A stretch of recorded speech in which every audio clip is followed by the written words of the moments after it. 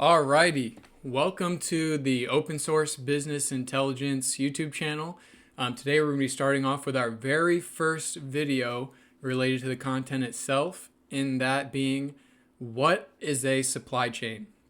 Like I said before, the first textbook we're starting off on this channel is going to be dealing with supply chain, and so what better than to give you guys a primer on what the heck is a supply chain before we begin to delve deeper into some more, specific topics or things within how you might strategize a supply chain or something like that.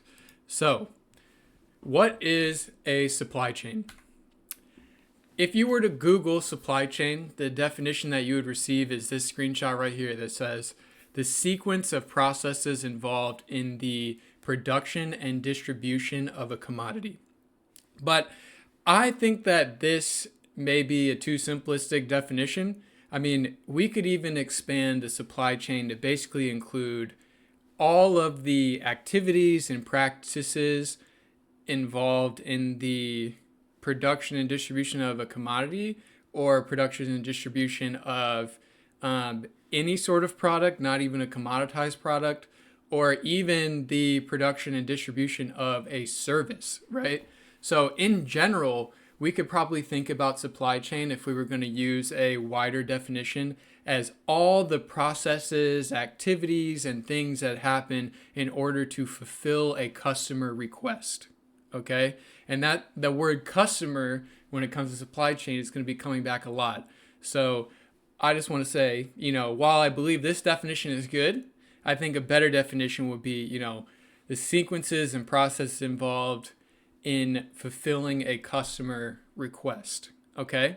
And so as you can imagine, this does not only include the people manufacturing the good or the item or the service, but it also includes the customers who are purchasing it, the people who develop the inputs to those goods, products, or services, and people even further behind that, like even raw materials and such. So if we were going to simplistically look at what some of the stages of a supply chain might look like, here we can show this and give an idea, where we have at the very beginning of our supply chain, we've got our component raw material suppliers. So these are people, possibly, I don't know, when in the terms of components, maybe we're talking about a PC manufacturer, and the component here is the computer parts that actually go into the PC. Maybe we're talking about somebody that makes metal stampings, and the raw material here is actually hot rolled steel, right? So with that being said, component raw material suppliers at the very beginning, and then we move to our product manufacturers. These are the people that are actually making the goods that are being sold. They're actually making the final product, the thing that is actually going to be used by the end user or the customer. Okay? Distributors, these might be people in the middle of the supply chain that are, taking the product and then distributing it to those who can actually sell the product to customers, in the example of what we're looking at here. But you could also think as distributors as being in a relationship where maybe, another manufacturer is actually contracting with distributors in order to receive parts because it's easier to get parts stateside that way, or something like that. But here in this example, the distributor is somebody who is, aggregating the products from the manufacturers and then selling those to retailers. So then our next stage would be retailers. So these are like the stores where people actually go buy the things, the websites that actually sell the things, all of that. And then finally, at the end of the chain, we have our customer here who actually has the demand and the money to pay for the items that they want, that justifies this entire supply chain in and of itself. Okay?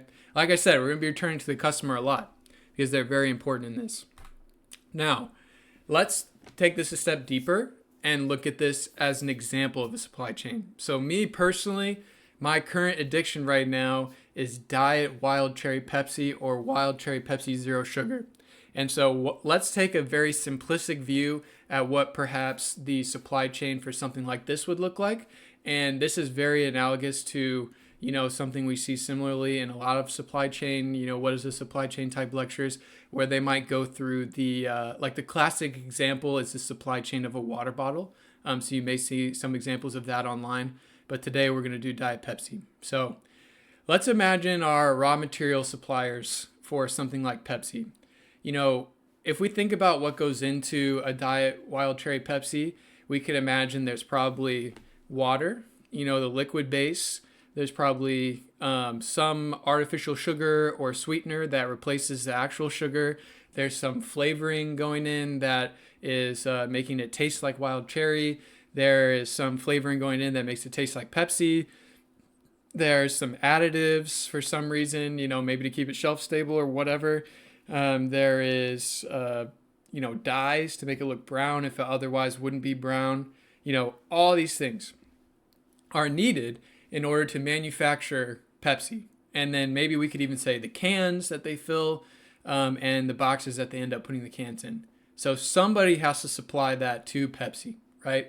So then we move forward, and now we see we're at our product manufacturer here, being, the bottling plant or the cannery, where they're actually bottling and canning up this Pepsi, putting it into 12 packs, loading them up on pallets, shrink wrapping them, and throwing them on a truck, So they're the ones actually making the Pepsi. Now, where does that go next? Well, if we think about this, the next step of the chain, let's imagine maybe there is a distributor of products that go to grocery stores. So maybe, this is probably not the case for something like PepsiCo, but for a lot of other items you see at the grocery store, your grocer might actually be buying them from a distributor. And in the event of Pepsi, they may even have their own distribution center that they own that this product ends up at next before it ends up at the retailer in your market, right? So now, who's the next person in the chain, right? The next person is the people who are actually going to try to sell me the Pepsi, right?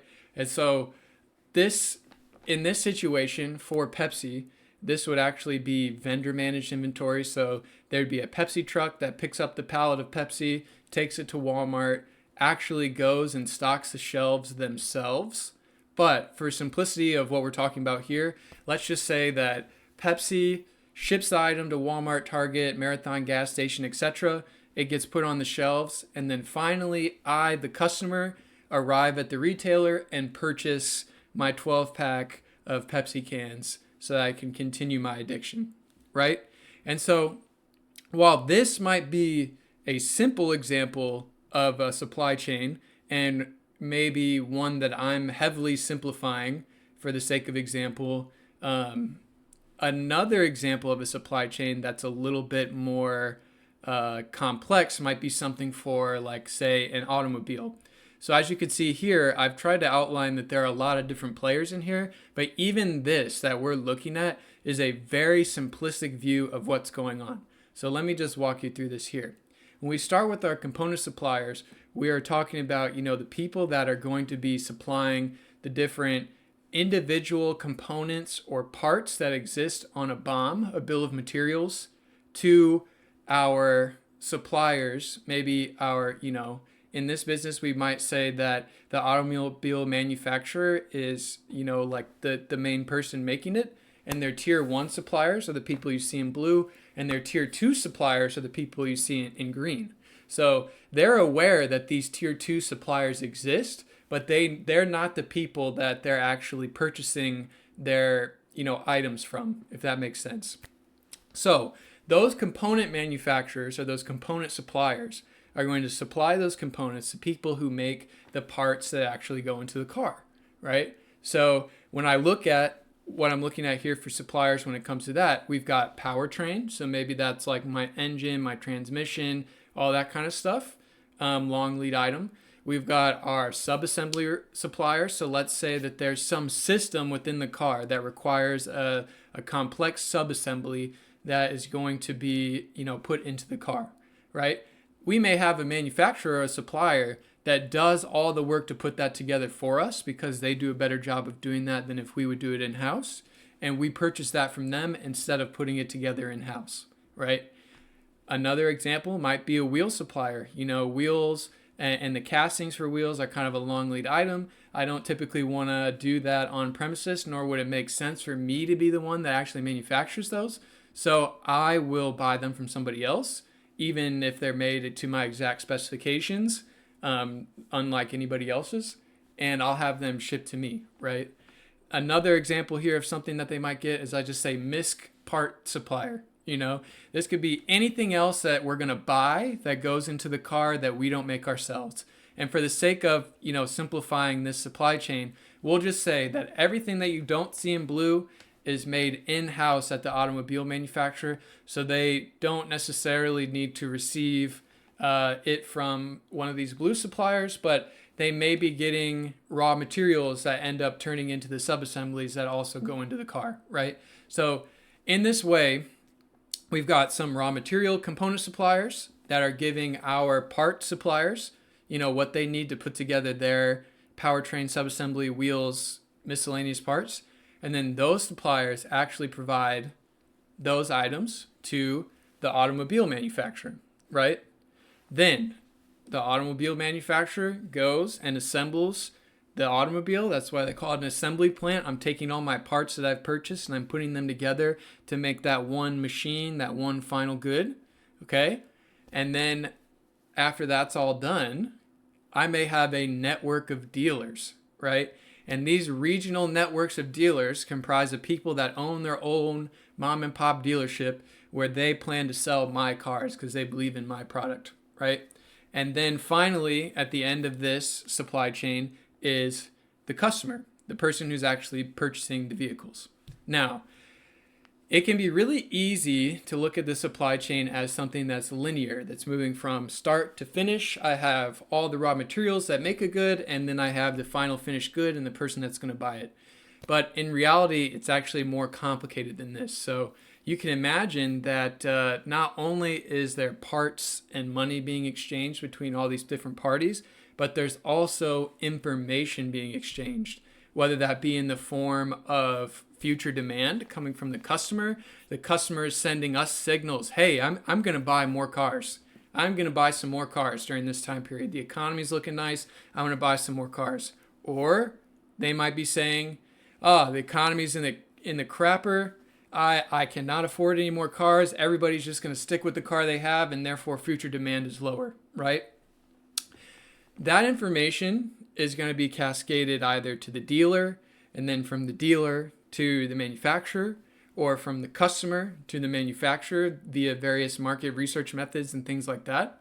And that's all, talking about future demand. But we may have also signals coming from the supply side as well that are telling my raw material component supplier may be saying that they don't have enough capacity to meet the incoming future demand that's been cascaded to them. And so even though they normally are able to punch a ticket and make it happen, they may be sending signals to the tier one supplier or even to the automobile manufacturer themselves saying, hey, there's going to be an operational problem if we're trying to do this. On the flip side, there may also be information being communicated from the automobile manufacturer to the tier one and the tier two suppliers even farther away to talk about, hey, this is what I think my forecasts are. This is what I think I'm going to need, and trying to keep everybody on the same page so that we don't have one person thinking there's going to need to be more than another, and so on and so forth, and we can keep everything efficient throughout the supply chain. That is something we'll talk about later called the bullwhip effect. But basically, what we're trying to do, what I'm trying to say is that it actually operates a lot more like a network, because as information and other items get passed along the supply chain, it does not stay linear, right?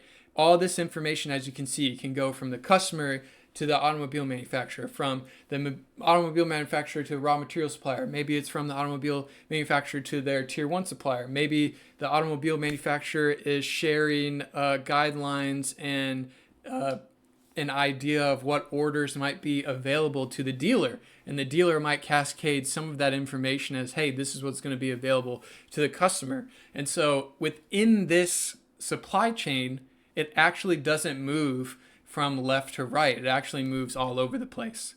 But obviously, for the sake of trying to conceptualize this stuff, it can be easy to look at it from going from left to right, right? So that being said, now, the final thing that I want to end on, and what is a supply chain? And the reason why I wanted to be more specific about the definition of what is a supply chain is that, it's all about maximizing the overall value generated. And so as you can see here in our textbook, it said the objective of every supply chain is to maximize the overall value generated. And value is what, value is to everybody across the supply chain, but also value is, what am I providing for the customer at the end of the supply chain? Okay. And another thing, the metric that we follow in order to determine if our supply chain is providing good value is this supply chain profitability formula down here. Now, this is obviously an oversimplification of all the things that go into a supply chain. But at the end of the day, we can look at this and say, my supply chain profitability is equal to the revenue generated from the customer minus the overall cost of the supply chain across the supply chain. So everybody involved in making this finished good happen and get sold to somebody, right? And so another way to think about this is when I say revenue generated from the customer, I'm trying to say, how much money was I able to fetch for what I provided? And so in another, after we went and did all these activities, how valuable was that end product? And then therefore, the more valuable it is, the more revenue I may be able to secure from my customer who's buying it. And on the flip side of that, hopefully we're providing this awesome value for the customer, but it must, fetch revenue higher than the overall cost of what it took for us to make this thing. So if we think about our example of an automobile manufacturer, if I am making a car, I want to be able to sell a car that's going to fetch me the most amount of money that I can get for a car at that price. And the only way somebody would be willing to pay that price would be if the value proposition for that car was good enough, right? I provided them with something that made it worth the money. And then on the back end of that, I know how good of a job I did on running my supply chain by determining how much money I get to keep from that revenue that I've generated from the customer after everybody's paid out, right? So, simply supply chain profitability equals revenue generated from the customer minus the overall cost in the supply chain. So we can also visualize this as seeing here. Here's our examples from before of the, simplistic view of the supply chain stages. And as you can see, when we talk about revenue generated from the customer, here we're talking about everybody's customer. So I, at the retailer, may consider the actual end customer to be my customer. But if I'm the distributor, I not only am concerned with the end customer a little bit, but I'm actually mostly concerned with my customer, the people who are buying it from me. And that would be the retailers. And so on and so forth. With the product manufacturers are worried about their customer, the distributors. Now, product manufacturers have an interesting mix in all this because they're trying to make a product that the end customer actually wants. So they're actually concerned about everybody. But in a simple view of it, my customer is the person that I'm delivering value to. So for the product manufacturer in this scenario, it would be the distributor. And for our component and raw material suppliers, it would be who is their customer, the people who actually manufacture the products. And so as you can see here, when we talk about revenue generated from customer, we are talking also about the fact that my product manufacturer is going to pay my component raw material suppliers. My distributor is going to pay my product manufacturer. My retailer is going to pay the distributor. And my customer is going to end up paying the retailer. Now, when we talk about costs across the supply chain, we have to consider that in order for everybody to complete their activities, they have to hire people, they have to have raw materials themselves, they have to operate in such a way that they turn those raw materials into the finished good that they move on to the next person in the chain. And so that's going to cost them all some money. And so here we have with each of our blocks here, except for the customer, right? Because the customer is not spending any money to generate the thing. They're just buying the thing at the end of the day. Here we see that each of these players in the supply chain incur costs in order to perform their activities, right? And then hopefully at the end of the day, right, we are able to deliver the product to the customer that started as raw materials and components and made it through all these channels to end up at the customer as a finished good that they value.